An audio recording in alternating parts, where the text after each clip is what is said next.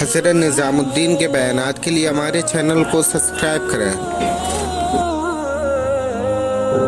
قابل احترام بزرگوں اور بھائیوں، حیات میں اور مرنے میں فرق ہے۔ زندگی حیات ہے اور مرنا ذاکر جو آدمی ہوتا ہے اس کا دل زندہ ہے، اور جو آدمی اللہ کا ذکر نہیں کرتا اس کا دل مردہ ہے۔ مردے میں سڑن آتی ہے، بدبو آتی ہے، مردہ تکلیف پہنچاتا ہے اپنے آپے کو، دوسروں کو۔ زندہ دل اللہ کا ذکر کر رہا ہے تو اس کا دل زندہ ہے، اس میں سے روحانیت کے اثرات ظاہر ہوں گے، نورانی جو ہے چہرہ ہو جائے گا۔ حضرت خالد بن ولید رضی اللہ تعالیٰ سمجھتے تھے اس بات کو۔ 60,000 کے مقابلے میں 60 آدمی، کسی نے کہا آپ 60,000 کے مقابلے میں 60 آدمی لے رہے ہیں، ورنہ وہ 60,000 تو مردہ ہیں، یہ 60,000 مقابلے میں 60 آدمی زندہ۔ جو آدمی اپنے رب کو یاد کرتا ہے، اپنے اللہ کو یاد کرتا ہے، اس کا خدا سے تعلق ہوتا ہے۔ جس پنکھے کا اور جس چیز کا اصل جگہ سے تعلق ہوگا اس میں روشنی بھی آئے گی، ہوا بھی آئے گی، ٹھنڈک بھی آئے گی، گرمی بھی آئے گی۔ اور جس کا تعلق کٹا ہوا ہے، کنیکشن کٹا ہوا ہے، نہ اس سے گرمی کی امید نہ سردی کی امید۔ جو دل اللہ سے جڑا ہوا ہے، جو دل اللہ سے لگا ہوا ہے، وہ ذکر والا دل ہے، یہ بیٹھ کر اللہ کو یاد کر رہا ہے۔ قیامت میں اعلان ہوگا ہمارے پڑوسی کہاں ہیں؟ پوچھا جائے گا آپ کے پڑوسی کون لوگ ہیں؟ کہ ہمارے پڑوسی وہ ہیں جو ہمارا ذکر کرتے تھے کھڑے ہو کر، ہمارا ذکر کرتے تھے بیٹھ کر، ہمارا ذکر کرتے تھے لیٹ کر، ہر حال میں خدا کی یاد۔ آدمی جس چیز کا زیادہ تذکرہ کرتا ہے وہ چیز دل میں اترتی۔ سب سے افضل ذکر ہے قرآن۔ جو آدمی قرآن پڑھتا ہے اللہ پاک اس سے بات کرتے ہیں۔ نمازی اللہ سے بات کرتا ہے اور قرآن پڑھنے والے سے اللہ پاک خود بات کرتے ہیں۔ اس لیے ہمیں تو قرآن پڑھنے کا مزاج بنانا ہے۔ حضرت عثمان غنی رضی اللہ تعالیٰ عنہ فرماتے تھے اگر ہمارے دل صاف ہوں تو قرآن پڑھنے سے ہمارا جی نہ بھرے۔ ہمارے دلوں میں تو گندگی ہے، دنیا کی گندگی ہے، دنیا کے مال کی، دنیا کے ذرائع کی۔ دل صاف ہو، صاف برتن کا کھانا اچھا لگتا ہے۔ اللہ کی یاد میں لگ جانا، جو آدمی اللہ کی زیادہ یاد میں لگتا ہے اس کے چہرے پر نورانی اثرات ہوتے ہیں۔ کیونکہ جنت میں جانے کے بعد اگر کسی چیز پر افسوس ہوگا اس گھڑی پر ہوگا جس کو یاد الہی کے بغیر گزار دیا۔ جنت میں ایک دروازے کا نام ہے ذکر کرنے والوں کا دروازہ، ایک دروازے کا نام ہے روزہ رکھنے والوں کا دروازہ۔ جنت کے تو 8 دروازے ہیں۔ اس واسطے ہمیں تو اللہ سے تعلق پیدا کرنا ذکر الہی کے ذریعے۔ اللہ کے نبی علیہ السلام کے بارے میں آتا ہے آپ ہمہ وقت ذکر کرتے، سورج نکل رہا ہے سورج نکلنے کی دعا، سورج ڈوب رہا ہے سورج ڈوبنے کی دعا، کسی کو غمگین دیکھا ہے اس کی دعا، کسی کو ہنستا ہوا دیکھا ہے اضحک اللہ سنک، اللہ تجھے ہنسائے رکھے یعنی تجھے خوش رکھے۔ ہر حال کی دعا ہے۔ ہم تو ہر حال کا ذکر سیکھیں گے۔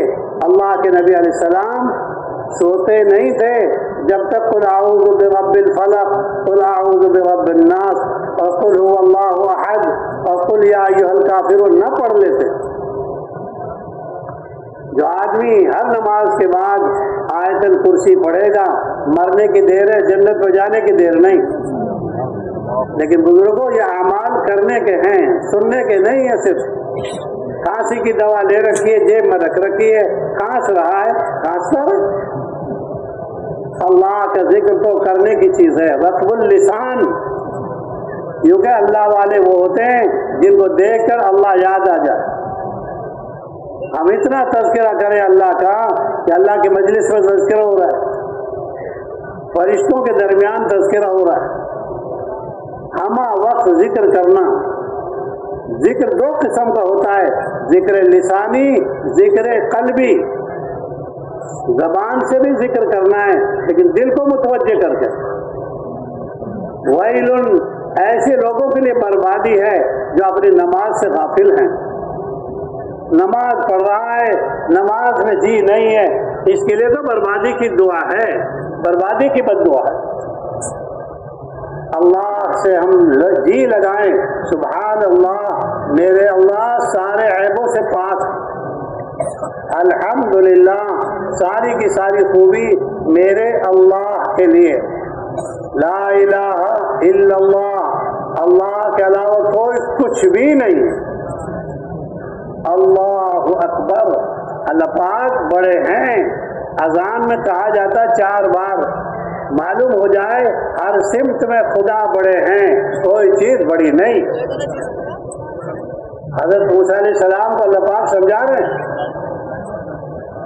قل اننی انا اللہ، یوں کہو میں اللہ ہوں، اننی انا اللہ، میں اللہ ہوں، لا الہ الا انا، میرے علاوہ کو خدا نہیں ہے۔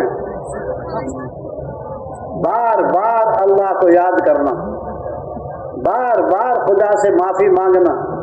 ہماری نمازیں بھی قابل استغفار ہیں۔ سیدنا ابو بکر رضی اللہ تعالیٰ عنہ کو اللہ کے نبی نے نماز سکھائی، ایسی شاندار نماز، حضور جیسی نماز پڑھتے تھے۔ حضرت ابو درداء، حضرت عبداللہ بن مسعود، حضرت صدیق اکبر اور بہت سارے صحابہ ایسی نماز پڑھتے جیسے سرکار کی نماز۔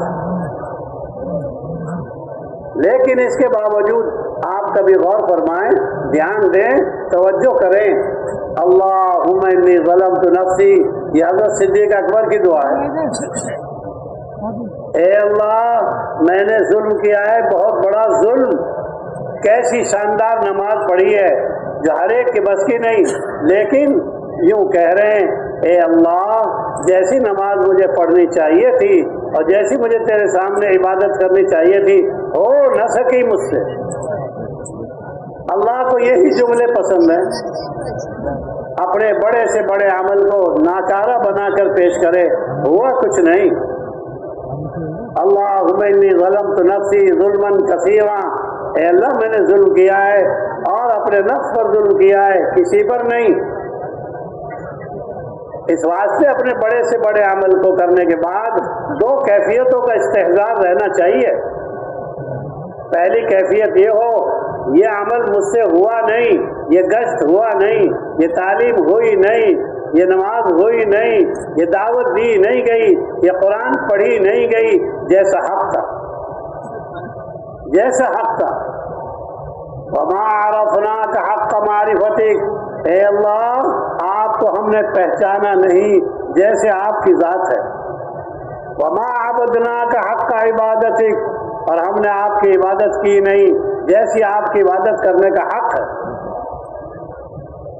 بار بار استحضار کو دل میں رکھے، مجھ سے ہوا نہیں کچھ، اپنے عمل کو کوتاہ سمجھے، اپنے عمل کو ناقص سمجھے، آگے کی ترقی ملے گی۔ دوسری کیفیت جو پیدا ہونی چاہیے وہ یہ کہ اللہ جیسی بھی پڑھی گئی وہ بھی صرف اور صرف آپ کی توفیق سے۔ میں نہیں پڑھ سکتا تھا قرآن، نہیں پڑھ سکتا تھا نماز، نہیں نکل سکتا تھا جماعت میں، اور نہیں میں کوئی نیکی کر سکتا تھا، یہ بھی آپ کی توفیق سے ہوا، آپ کی توفیق سے، آپ کی مدد کے سہارے ہوا ہے، ورنہ میرے بس کی بات نہیں تھی۔ یہ دل میں جمانے کی بات ہے۔ معافی بڑی نعمت ہے۔ عذاب کے روکنے کے لیے 2 چیزیں بتائی گئی قرآن پاک میں، نبی جی آپ کے ہوتے ہوئے عذاب نہیں آئے گا، اور آگے کیا بتایا، اگر یہ لوگ معافی مانگتے رہیں گے عذاب الہی نہیں آئے گا. یہ قرآن کی آیت کا ترجمہ. وما کان اللہ لیعذبہم وانت فیہم. نبی جی آپ کے ہوتے ہوئے ان میں عذاب نہیں آئے گا، اور یہ معافی مانگتے رہیں گے تو بھی عذاب نہیں آئے گا. یونس علیہ السلام اپنی قوم کو کہہ کے چلے گئے نینوا میں، عراق میں کہہ کے چلے گئے عذاب آئے گا. قوم نے دیکھا موسم خراب ہے، حضرت یونس علیہ السلام کو تلاش کیا، حضرت یونس علیہ السلام ملے نہیں. یقین ہو گیا موسم بھی خراب، حالات بگڑ گئے. قوم کو یقین ہوا اب تو عذاب آئے گا. جو کہیں ساری قوم، میں بچوں کے، میں عورتوں کے، ساری برادری، ساری امت اس وقت کی میدان میں آئی، تاج پہن کر، پرانے کپڑے پہن کر. ہر وقت کا لباس الگ الگ ہوتا ہے، ہر وقت کی کیفیت الگ الگ ہے. جنازے میں جا رہے ہیں، شاندار جوڑے پہن کے جا رہے ہیں، یہ ولیمہ ہے، موقع ہوتے ہیں کسی چیز کے. کیونکہ ساری قوم تاج پہن کر، پرانے لباس پہن کر 3 دن تک روتے رہے، بچے بھی، عورت بھی، مرد بھی. اللہ اللہ ہیں، شاکر ہے وہ، شاکر. ان کو نعمت کی بڑی قدر ہے. 3 دن کے بعد اللہ پاک نے عذاب کو موقوف کر دیا، ہٹا دیا. یہ تو امت کے ساتھ ہوا. رونا ایک نعمت ہے. جب آدمی روتا ہے اللہ کی جناب میں اس رونے کی قدر کی جاتی ہے اور رونے کا لحاظ کیا جاتا ہے، رونے کی رعایت کی جاتی ہے. عذاب موقوف ہو گیا. آسمانی عذاب کو آسمانی روحانی نظام بدل سکتا ہے، زمین نہیں بدل سکتی. اگر بارش آ رہی ہے تو بارش کو زمینی اسباب سے نہیں رکوایا جا سکتا، آسمانی نظام سے ہی رکوایا جا سکتا. جب عذاب الہی آئے گا فرائض کے ٹوٹنے پر نوافل سے روک تھام نہیں ہوگی اس کی. زکوٰۃ کے نہ دینے پر، نماز کے نہ پڑھنے پر، دعوت کی محنت کے چھوڑنے پر جب خدا کی گرفت آئے گی، یہ معمولی چھوٹے چھوٹے اعمال سے نہیں ہوگا اس کا دفعہ. ادھر یونس علیہ السلام کشتی میں بیٹھے، کشتی والے نے کرایہ بھی نہیں لیا. بھائی یہ تو نبی ہیں، اللہ والے آدمی ہیں. تھوڑی دیر کے بعد کشتی میں بھنور آ گیا. کشتی میں ملا کہنے لگا کوئی بھگوڑا غلام آیا ہے، میرا تجربہ ہے برسا برس سے، میری کشتی میں کوئی جو ہے ایسا حال پیش نہیں آتا جب تک کوئی بھگوڑا غلام نہ آئے. کوئی نہ کوئی بھگوڑا غلام آیا ہے آقا کی اجازت کے بغیر. یہ ہے نبوت کے کام کا رخ، یہ ہے نبوت کے کام کی ترتیب. حضرت یونس علیہ السلام کہنے لگے وہ میں ہوں بھائی، میں ہوں. یہاں تو ہر مسجد کا ساتھی، یہاں تو ہر فرد جماعت کا یوں کہتا ہے میری غلطی نہیں، امیر صاحب کی. امیر ٹھوکتا ہے ساتھیوں پر، ساتھی ٹھوکتے ہیں امیروں پر. امام کی غلطی ہے، مقتدیوں کی نہیں. کیونکہ قصور یہ ہے ہر آدمی جی ترتیب یہ ہے ہر آدمی اپنا قصور کا اعتراف کرے. فلا تزکوا انفسکم، اپنے آپ کو پاک نہ بتایا کرو میں تو بڑا پاک ہوں. پاک ذات اللہ کی ہے، بے عیب ذات اللہ کی ہے. اگر مخلوق میں کسی کو بے عیب ہونے کا دخل ہے، بے عیب کوئی ذات ہے، وہ فرشتے ہیں جن کے اللہ پاک خود تعریف کرتے ہیں. لا یعصون اللہ ما امرہم، جو اللہ کہتے ہیں وہی کرتے ہیں. یونس علیہ السلام کہنے لگے ہر داعی کو یہ جملہ یاد رکھنا چاہیے. اگر نہیں یاد رکھتا وہ داعی نہیں ہے، وہ دعویٰ کرنے والا ہے. یوں کہ ہر داعی کو یہ بات یاد رکھنی چاہیے. کہنے لگے حضرت یونس علیہ السلام مجھ سے غلطی ہوئی ہے، میں ہوں بھگوڑا غلام، اللہ کی اجازت کے بغیر آیا ہوں کشتی میں. کہ نہیں جی نہیں، آپ نہیں ہو سکتے. فیصلہ ہوا قرآن اندازی کا. کہنے لگے میرے بارے میں آئے گا. اللہ پاک ہے، نظام ہے. جو پہلے ہوا ہے وہ ہماری ہدایت کے لیے، ہماری جو ہے رہبری کے لیے ہوا ہے. यूं कहे मछली को कह दिया अल्लाह पाक ने, ऐ मछली तैयार रहे, लेकिन तेरी खुराक नहीं है, तेरे अंदर अमानत रख रहे, अमानत है, खुराक नहीं। मछली मामूर है,